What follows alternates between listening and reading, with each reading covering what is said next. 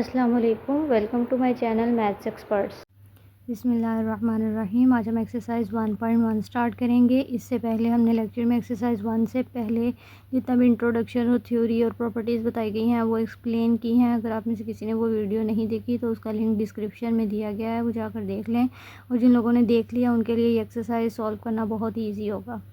तो स्टार्ट करते हैं। क्वेश्चन नंबर 1 है हमारे पास, identify each of the following as a rational और इरेशनल नंबर। तो हमने इनमें से आइडेंटिफाई करना है कुछ नंबर्स को कि रैशनल कौन से हैं, इरेशनल कौन से हैं। वो लास्ट वीडियो में हमने अच्छे से एक्सप्लेन किया है कि रैशनल नंबर्स कौन से होते हैं, इरेशनल कौन से होते हैं, उनकी एग्जांपल्स क्या होती हैं, उनको कैसे आइडेंटिफाई करना है। तो पहले हमारे पास 2.353535, तो हमने क्या कहना है कि ये रिकरिंग डेसिमल नंबर है। हमने साथ रीज़न भी बतानी है कि रैशनल और इरेशनल क्यों है। तो ये रिकरिंग है, ये रिपीट हो रहा है, इसलिए जो है इसको क्या कहेंगे, रैशनल नंबर कहेंगे। 0.6 बार, 6 बार का क्या मतलब है कि 6 जो है वो रिपीट हो रहा है डिजिट बार बार, तो इसको हम कहेंगे 0.666 is a recurring decimal number, therefore it is a rational number. Third है हमारे पास 2.236067, ये हमारे पास क्या है, इनफाइनाइटली चलता ही जा रहा है और रिपीट भी नहीं हो रहा, तो क्या है, non terminating and non recurring decimal number, therefore it is an irrational number. Next है हमारे पास √7, तो √7 के लिए हम उसकी वैल्यू कैलकुलेटर से कैलकुलेट कर लेंगे, वो आ जाएगी 2.6457। और 2.6457 क्या है, नॉन टर्मिनेटिंग है, ना ख़त्म हो रहा है, एंड नॉन रिकरिंग, रिपीट भी नहीं हो रहा, पॉइंट के बाद कोई डेसिमल डिजिट रिपीट भी नहीं हो रहा, तो नॉन टर्मिनेटिंग है and non recurring decimal number है, तो ये भी क्या होगा, हमारे पास एक इरेशनल नंबर होगा। फिफ्थ है हमारे पास e इज़ इक्वल टू 2, ई की उन्होंने हमें कहा है ई का बताना है कि ये इरेशनल है या इरेशनल। तो हमें एक साइड ब्लॉक में भी पढ़ा था, ई को रूलर नंबर कहते हैं, उसकी वैल्यू भी बताई थी, और मैंने डिटेल से वीडियो में बताया कि इसको इरेशनल नंबर कहते हैं। क्यों कहते हैं, इनफाइनाइटली चलता ही जा रहा है और इसकी वैल्यू भी रिपीट नहीं हो रही। तो हमें ई की जो उन्होंने हमें सिर्फ ई दिया है, तो हमने क्या करना है, उसकी वैल्यू लिख लेनी है, जो कि हमें याद होनी चाहिए। अगर हमें इतनी लंबी वैल्यू नहीं याद तो एटलीस्ट 4 डिजिट तक उसको याद करना है, ताकि ये पूछी जाए तो हमें वैल्यू आनी चाहिए। तो हमने क्या लिखना है, 2.7182 नॉन टर्मिनेटिंग है और नॉन रिकरिंग डेसिमल नंबर है, यानी रिपीट भी नहीं हो रहा, तो ये क्या है, एक इरेशनल नंबर है, ये हमने उसमें भी बताया था। नेक्स्ट है हमारे पास पाई, तो पाई की हमने वैल्यू निकाल लेनी है कैलकुलेटर से, वो क्या है 3.14592। हमने थोड़े से डिजिट्स लिख लेने हैं, इसको थोड़े से डिजिट्स तक लिख लें, उसके आगे डॉट्स डाल दें। इसका क्या मतलब है, ये नॉन टर्मिनेटिंग है और नॉन रिकरिंग है, रिपीट भी नहीं हो रहा और ख़त्म भी नहीं हो रहा, तो ये कौन सा डेसिमल, ये डेसिमल नंबर क्या हुआ, ये एक इरेशनल नंबर हुआ। सेवन्थ है हमारे पास 5 + √11, तो हमने क्या किया, 5 लिखा, √11 की वैल्यू कैलकुलेटर से लिख ली, फिर 5 में ये दोनों प्लस किया, तो हमारे पास आया 8.316624। तो ये अब क्या है, नॉन टर्मिनेटिंग है और नॉन रिकरिंग डेसिमल नंबर है, ना ख़त्म हो रहा है और ना ही पॉइंट के बाद डिजिट्स रिपीट हो रहे हैं, तो इसको क्या कहेंगे, हम एक इरेशनल नंबर कहेंगे। 8 वाला है हमारे पास √3 + √13, तो हम √3 की भी कैलकुलेटर से वैल्यू लिख लेंगे, 13 की भी लिख लेंगे और दोनों को सम करके एक नंबर निकाल लेंगे, ताकि हमारे लिए ये पहचानना इजी हो जाए। तो ये क्या है, हमारे पास नॉन टर्मिनेटिंग है और नॉन रिकरिंग डेसिमल नंबर हैं, तो ये क्या होगा, हमारे पास एक इरेशनल नंबर होगा।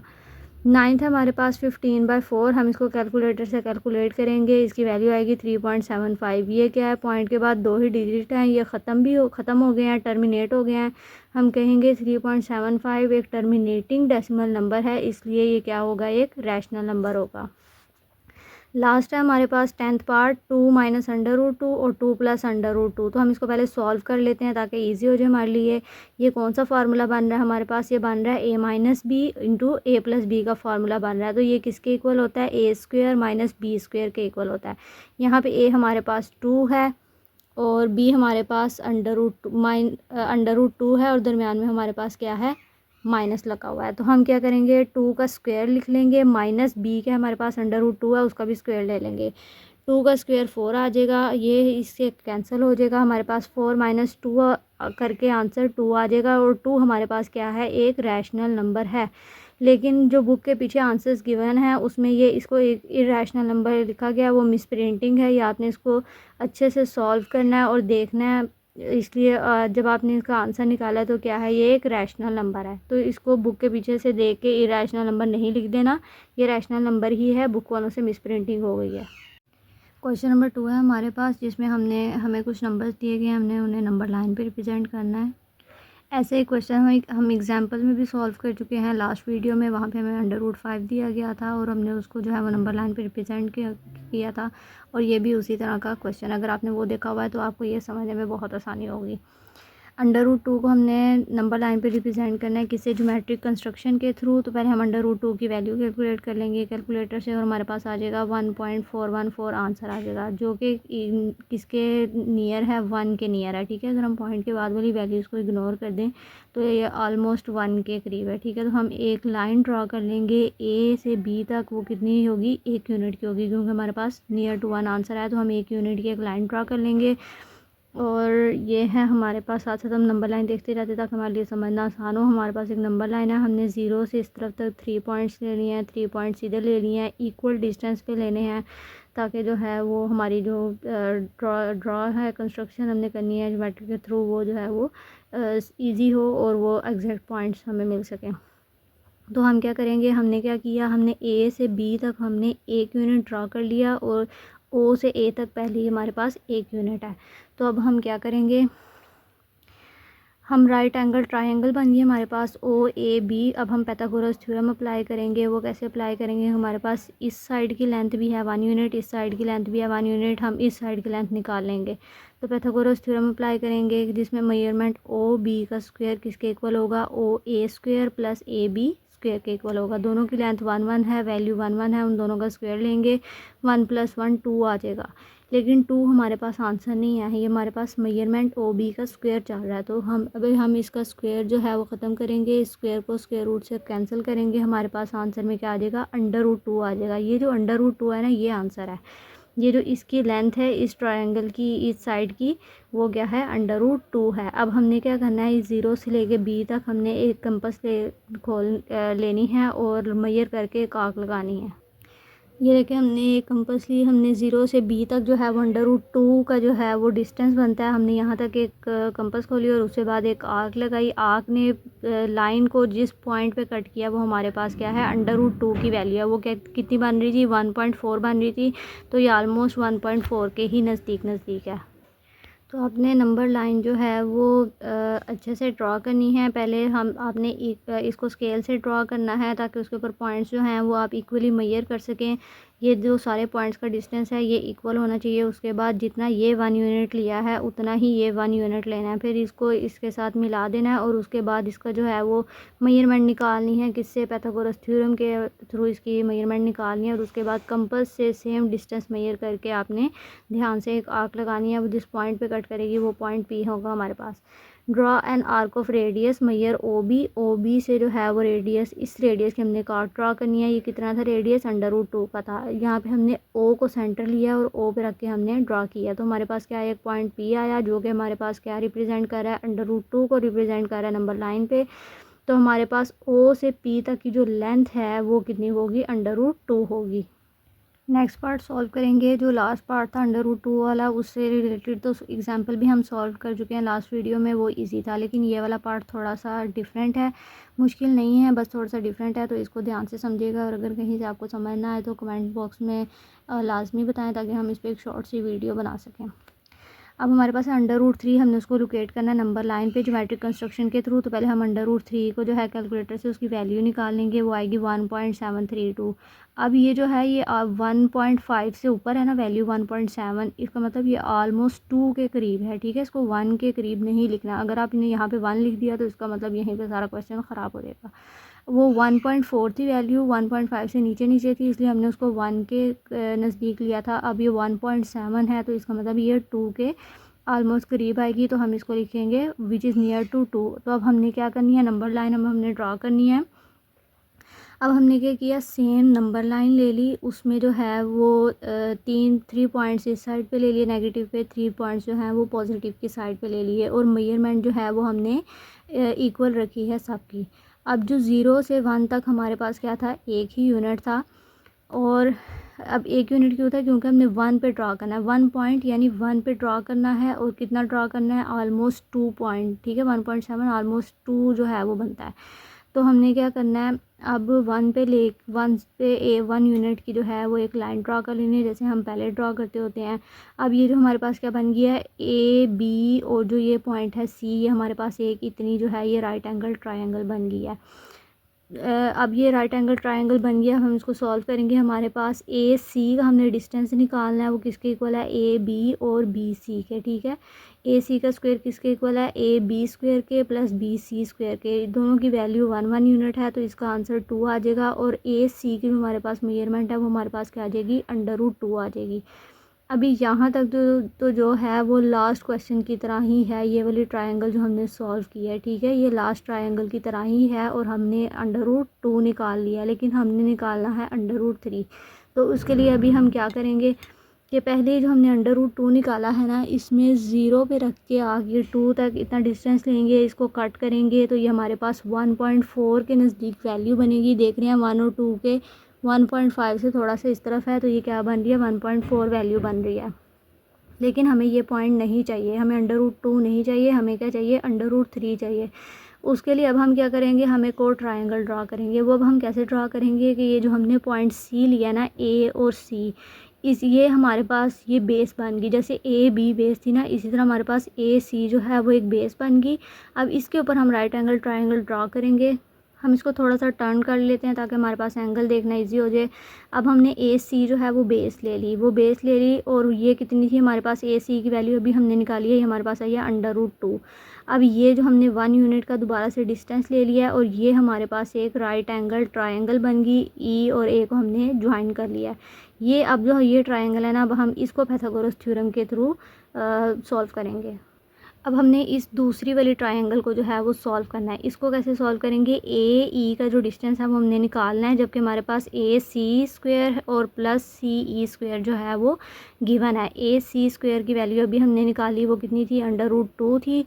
√2 का स्क्वायर ले लेंगे, प्लस सी ई की वैल्यू 1 यूनिट है तो 1 का स्क्वायर ले लेंगे। जब 2 का स्क्वायर ये कैंसिल हो जाएगा, हमारे पास आएगा 1 और 2 + 1 3 आ जाएगा, लेकिन 3 हमारे पास आंसर नहीं है। अभी ये ए ई का स्क्वायर चल रहा है। जब हम दोनों साइड पे √, लेंगे, इस साइड पे स्क्वायर ख़त्म हो जाएगा और इस साइड पे स्क्वायर रूट आ जाएगा, तो ए ई का डिस्टेंस जो है वो हमारे पास क्या निकला है, √3, जो कि हमें चाहिए था। अब हम क्या करेंगे, सेम उसी तरह हम कंपास लेंगे, इसको ए पे रख के ई तक खोल लेंगे, ठीक है। ये हमारे पास कितना डिस्टेंस था, √3 का था। इसको खोल लेंगे और उसके बाद हम एक आर्क ड्रा करेंगे, और वो जिस पॉइंट पे कट करेगी वो पॉइंट हमारे पास एफ़ होगा, और वो एफ़ पॉइंट ही हमें चाहिए था। ये क्या है, √3 की वैल्यू है, तो √3 की वैल्यू क्या थी, 1.7 यानी 2 के आसपास थी। तो देखें हमें सेम पॉइंट जो है वो मिल गया है। अब हम लिखेंगे कि हमने एक आर्क ड्रा की है रेडियस ए ई की, जिसकी लेंथ √3 थी, और हमने ए को एज अ सेंटर लिया, तो हमारे पास पॉइंट एफ़ जो है वो आ गया है, वो जो रिप्रेजेंट कर रहा है √3 को नंबर लाइन पे।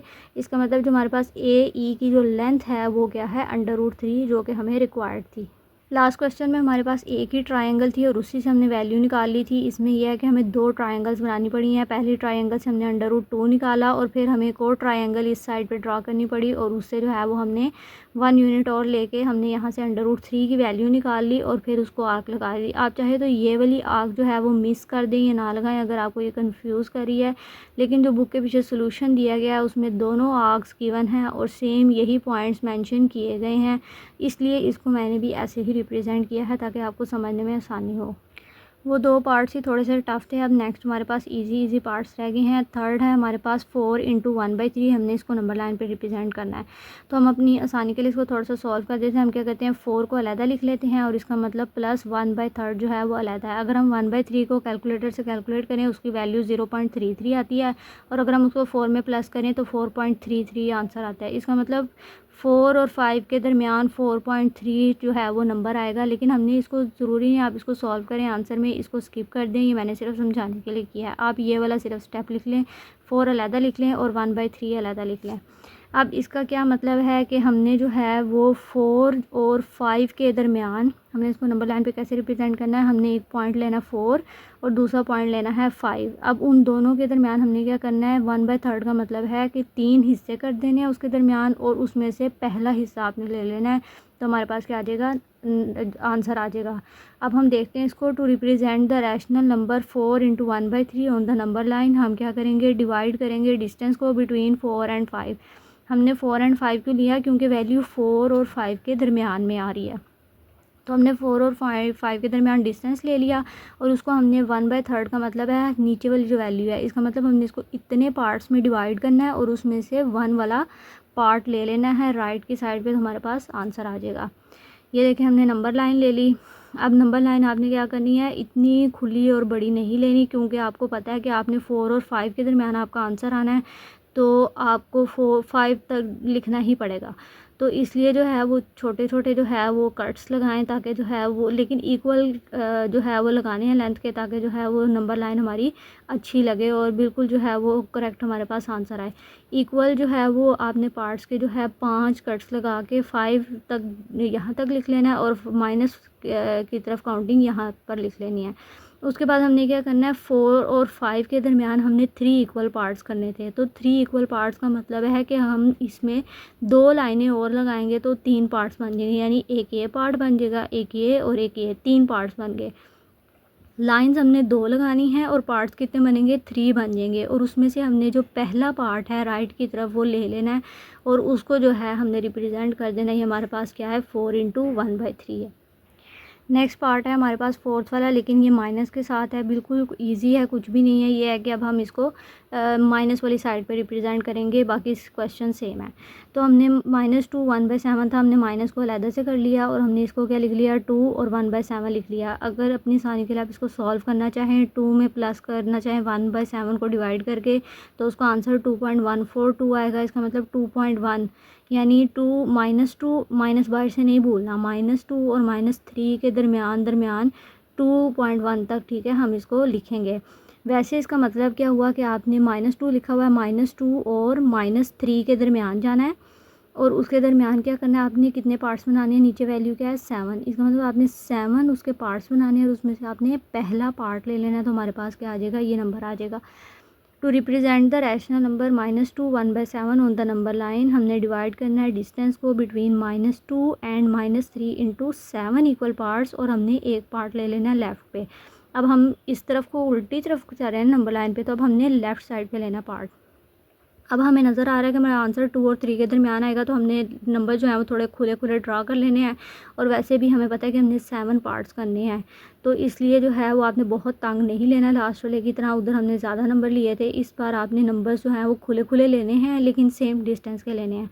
0 से 3 तक काउंटिंग यहाँ पर लिख लेंगे, 0 से माइनस की तरफ 3 तक काउंटिंग यहाँ पर लिख लेंगे। अब क्योंकि हमारा आंसर माइनस में है, इसलिए हम -2 और -3 के दरमियान जो है वो 7 इक्वल पार्ट्स कर लेंगे। या आपने स्केल की हेल्प से इंचेस में जो ड्रा हुए होते हैं वहाँ से आपने पॉइंट्स लगा लेने हैं, यानी आप 6 लाइंस ड्रा करेंगे तो इसके क्या हो जाएंगे, 7 पार्ट्स बन जाएंगे। अब इस 7 पार्ट में से जो पहला पार्ट है उसको आपने रिप्रेजेंट कर देना। ये हमारे पास क्या है, -2 1/7 की वैल्यू है। 5th पार्ट है हमारे पास 5/8, इसको हम कैलकुलेटर से कैलकुलेट कर लेंगे ताकि हमें थोड़ा सा अंदाज़ा हो जाए कि वैल्यू किसके दरमियान आ रही है। वैल्यू है 0.625, इसका मतलब 0 और 1 के दरमियान आ रही है, 0 और 1 के दरमियान ही आएगा, ठीक है। तो अब हमने क्या करना है, सिंपल 0 और 1 के दरमियान जो है वो रिप्रेजेंट करना है। क्या अब हमने कैसे करना है, अब हमें यहाँ पे 0 या 1 कुछ भी नहीं लिख के दिया गया है, वो हमने वैल्यू से अंदाज़ा लगा लिया कि वो 0 और 1 के दरमियान आएगा। और हमने करना क्या है, 0 और 1 के दरमियान हमने 8 पार्ट्स करने हैं और उसमें से जो 5th वाला पार्ट है वो हमने ले लेना है और वो हमारे पास क्या होगा, आंसर होगा। To represent the rational number 5/8 on the number line, हमने डिवाइड करना है distance between 0 and 1 into 8 equal parts और हमने 5 पार्ट ले लेना है टू द राइट, तो हमारे पास आंसर आ जाएगा। अब हमने नंबर लाइन क्या करनी है, बहुत खुली ड्रा करनी है, क्योंकि हमें सिर्फ ज़्यादा दूर तक काउंटिंग नहीं चाहिए, सिर्फ 1 और 2 तक चाहिए, ठीक है। 0 और 1 के दरमियान ही हमारा आंसर है, तो हम 2 तक रिप्रेजेंट कर लेंगे, लेकिन नंबर जो है वो खुले खुले लेंगे क्योंकि हमें 8 इक्वल पार्ट्स करने हैं उनके दरमियान, लेकिन डिस्टेंस जो है वो सबका फिर एक ही जितना रखना है। तो हमने क्या रख लिया, कि 0 से 1 के दरमियान हमने 7 लाइन ड्रा कर ली जो कि इक्वल पार्ट्स हैं, और पार्ट्स कितने बन गए, 7 लाइन ड्रा करने से 8 पार्ट्स बन गए। और जो 5th पार्ट है यानी 5th लाइन है उसको हम जो है वो पॉइंट कर देंगे, तो ये हमारे पास क्या बनेगा, 5/8 जो है वो नंबर लाइन पे रिप्रेजेंट हो जाएगा।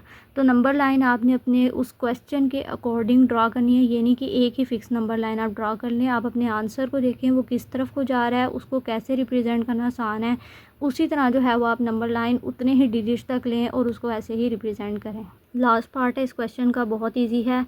2 × 3/4 को हमने रिप्रेजेंट करना है, तो हम इसको 2 को अलहदा लिख लेंगे, 3/4 को अलहदा लिख लेंगे। बस इसको यहीं तक लिखें, ये आगे मैंने आपके समझाने के लिए लिखा है। अगर हम इसकी वैल्यू कैलकुलेट करें तो 2 में प्लस 3/4 को डिवाइड करेंगे 0.75 आंसर आ जाएगा, और क्या बनेगा 2.75। तो 2.7 यानी 2 और 3 के दरमियान तकरीबन 3 के नज़दीक क्या बनेगा, 2.7 बनेगा। वैसे इसका मतलब क्या है कि आपने 2 यानी 2 और 3 के दरमियान लेना है नंबर को, और क्या करना है उसके 4 पार्ट्स करने हैं, जिसमें से आपने 3rd पार्ट ले लेना है, और वो क्या बन जाएगा, हमारा आंसर बन जाएगा।